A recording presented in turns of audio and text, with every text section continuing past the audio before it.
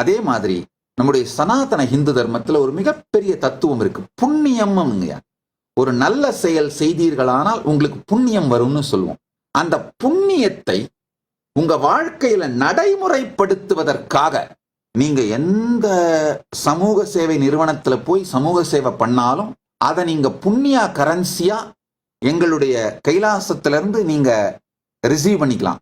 அந்த புண்ணிய கரன்சியை நீங்க எப்படி இந்த ஃபிளைட் பாயிண்ட்ஸ்லாம் இருந்தா நீங்க ஃப்ரீயா ஃபிளைட்டுக்கு யூஸ் பண்ணலாமா, அதை மாதிரி அந்த புண்ணிய கரன்சியை யூஸ் பண்ணி எங்களுடைய ஆதீனங்கள்ல இலவசமாக தங்கலாம், இலவசமாக உணவு பெறலாம், எங்களுடைய இலவச சேவைகளை பெற்றுக்கொள்ளலாம். இதை ஏன் லான்ச் பண்றோம் நல்லா புரிஞ்சுக்கோங்க.